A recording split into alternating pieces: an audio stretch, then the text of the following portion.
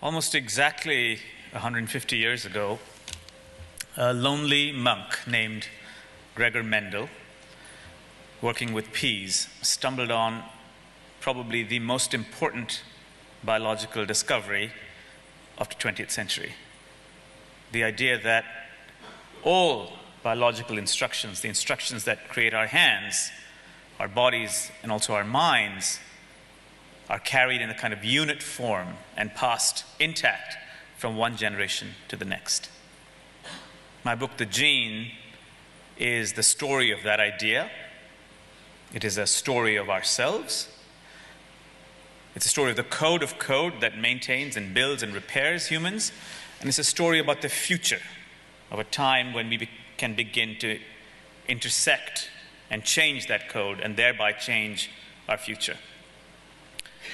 It sounds like a panoramic project, and it is, but it's also a very personal story. It's an intimate history.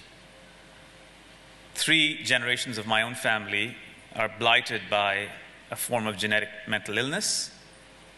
2 of my father's brothers died, one with bipolar disease, one with schizophrenia.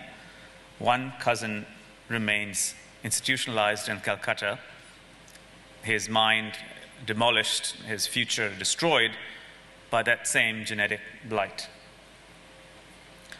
About 3 years ago, we began to find the actual genes that changed the minds of schizophrenics, raising not just moral conundrums for human beings, but very deeply personal conundrums for me.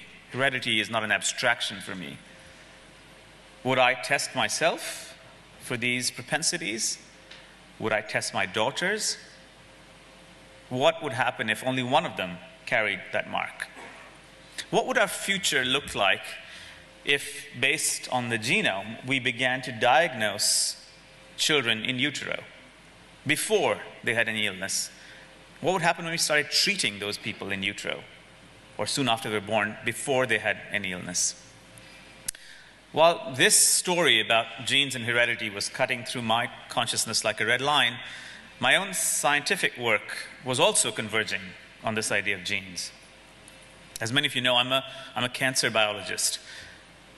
And to study cancer is to also study its opposite. Before a cancer cell becomes corrupted by malignant genes, there is a code of normalcy. So what does the normal genome do?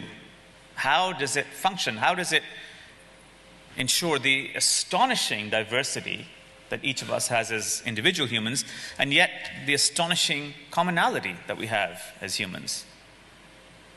And here too, the story of heredity begins to intersect with questions about normalcy and identity.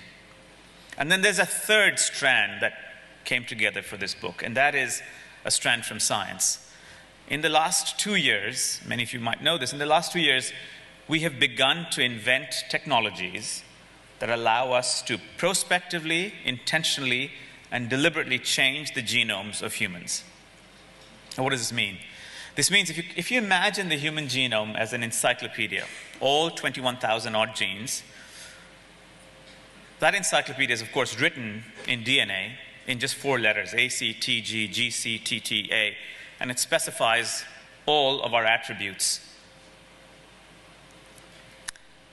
This technology allows us to enter one such encyclopedia. In fact, if it was actually published as an encyclopedia, it would be 66 times the size of the Britannica. This technology allows you to enter the encyclopedia, identify one word, erase it, change it, leaving the rest of the genome or the encyclopedia completely intact.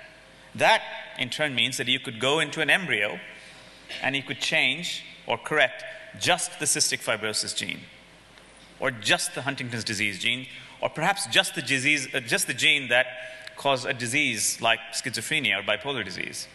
Or, in some fantasy, you could change genes that, say, affect height or IQ. It doesn't take a scientist to realize that this technology is transformative, not just for science, but for the future of human beings. And so that's the third strand in Gene. What does the future look like when we begin to unleash this technology? Who will police it? Who will become its guardian? What will be the limits of this technology?